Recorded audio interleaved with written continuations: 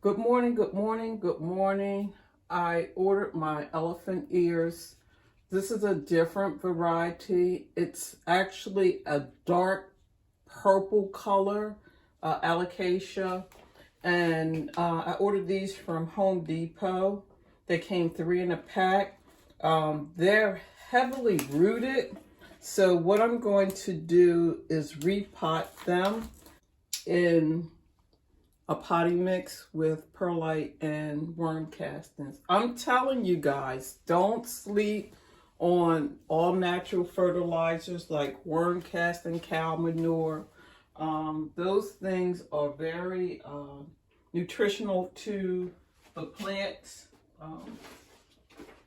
But I also wanted to come online and let you guys see a seed that I purchased. This is also an elephant ear. This is the corn for another type of elephant ear. This is the teacup elephant ear. And I've really been searching for this elephant ear because of the way the leaf on the elephant ear is made. What happens is once the elephant ear has completely matured, and it doesn't look like anything. I ordered this, I believe it came from Baker's Creek? No, let's see.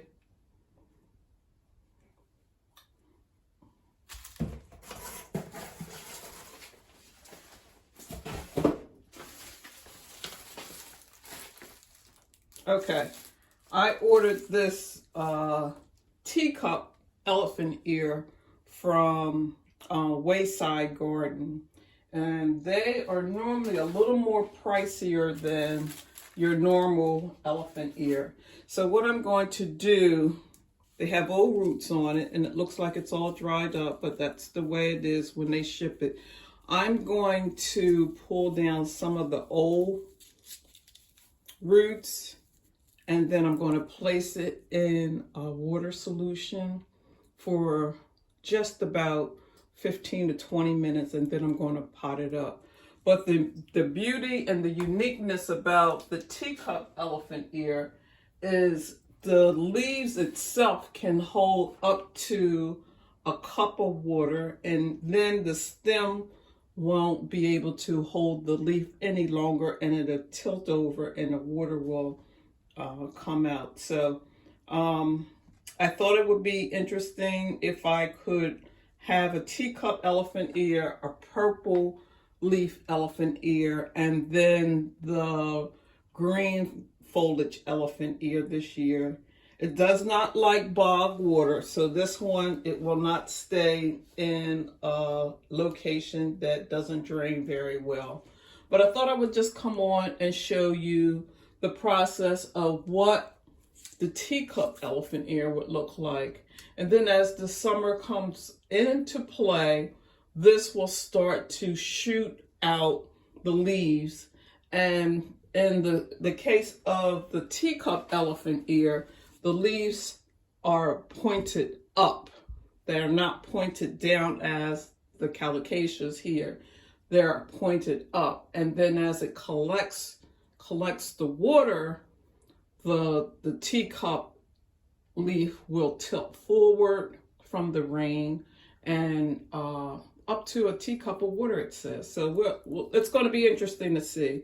But I thought this was nice. I'm going to pot it up. I'm going to use, along with these elephant ears, I'm going to use a potting mixture of potting mix, perlite, and worm castings. Potting mix, perlite, and worm castings. That's my go-to in the very beginning. And as you can see with these elephant ears, they've already been potted up, but they're root bound. So I'm going to give them a bigger pot. And then because the elephant ears are tropical plants, they don't do very well until the temperature is above, I want to say that the soil is above 50 degrees Fahrenheit. but at least the temperature outside is 65 degrees Fahrenheit. So right now we're somewhere between 40 degrees, 45 degrees at night. So I'm going to definitely keep these indoors under grow lights. And then if we have a good week, they may go outside. But these will go in containers. I have a special container that I want to put the teacup in, so I can actually watch the process of it to collect the rainwater on a rainy day and tilt the little leaf forward to release the water that it collected. Okay, so while the teacup elephant ear is soaking in just a little bit of water to hydrate it, I'm going to repot the alocasias here in a larger pot to give it room to grow. And because it already is in its own media, its own potting mix, I'm just going to allow it to stay in there, but I'm going to fill this container with more new potting soil and allow the roots to reach out to spread inside this container. And then the final place, the containers will go outside. And I have 3 pots out front that I have planned on having the elephant's ears in for the summer. So I'm thinking that it may work. I had a tree that came down over the winter, and so what used to be afternoon shade now is full sun. So primarily what I'm going to do is fill up this container. I do love the elephant ears, and I will tell you, I still have a few left over from last summer that I just pulled the corms up out of the soil, and I placed them in containers, and I placed them in paper bags, lunch bags, and I stored the containers over the winter months. Now, because I don't want to disturb the original container in the potting mix, I'm sitting it down inside of the container, and then I'm just going to backfill, and it may be easier for me to do this with my hand, just to backfill all around the container and tamp it all the way down in, and then remove the pot that it was shipped in.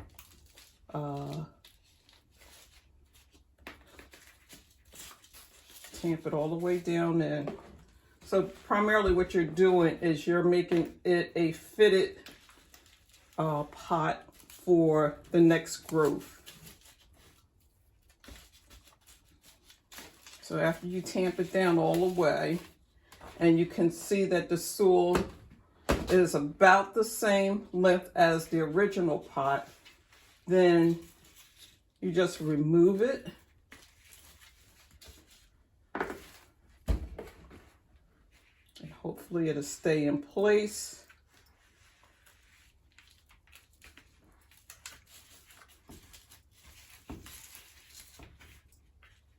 Okay, and this container has like 2 plants in itself. So now that I have it pretty much tamped down, then I'm just going to remove the pot itself.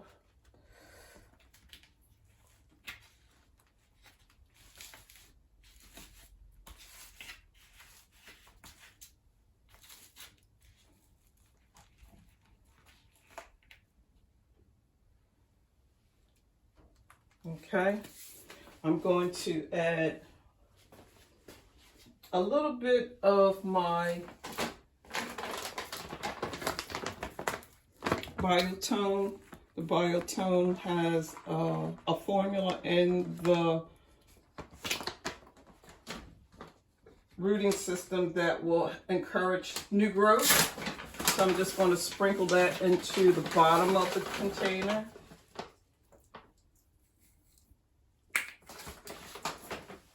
And then I'm just going to remove the plant itself from this container. Tilt it upside down.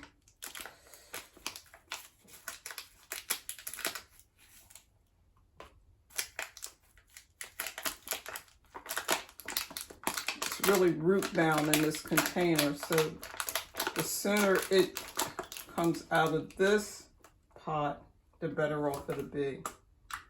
So you can see the roots are all the way around. Hopefully you can see all the root. This is a huge root. That's probably the main root, and then the other one. So I'm just going to sit it down inside of the container, which is really not disturbing the plant at all. So I'm going to continue to do this for the other 2 pots. And by that time, it's a little messy, but it's okay. Gardeners like to get their hands in the soil. So after that, I'm going to do these 2, then I'm going to come back, and then I'm going to pot this one up, okay? So I did inspect it when it was delivered, the bulb, the corm, and it felt nice and sturdy. So even though it looks like, okay, March, here we go again. It looks like it's dead. It's not dead. It's just the way that it's dormant. It goes to sleep. It's been grown all summer long, and now it's dormant. It'll come back when the temperature is conducive to a tropical temperature. So that's between, and I'm talking, this is April. I'm talking maybe the month of June. So, but you just don't want to leave it in this condition in a box that was shipped for too much. You want to get it in some water to hydrate it, and then afterwards pot it up. Okay, I'm going to do the same process with this.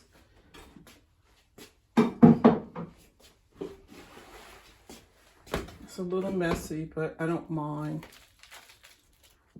In a few more weeks, hopefully, Mother Nature will cooperate and we can be out back and do this.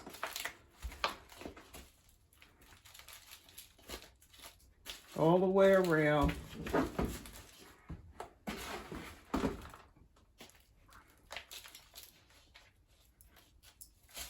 Tamp the soil in tight so when you pull the original pot out, the soil will stay intact.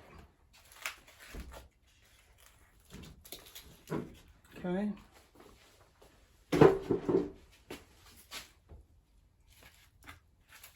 all the way around the pot. This is a chunky piece. And I did add worm casting, so yeah. All right, I tamped it down. Now I'm gonna pull the original pot out.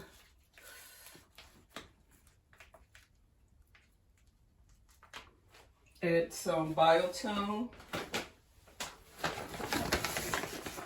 that will help develop the root system.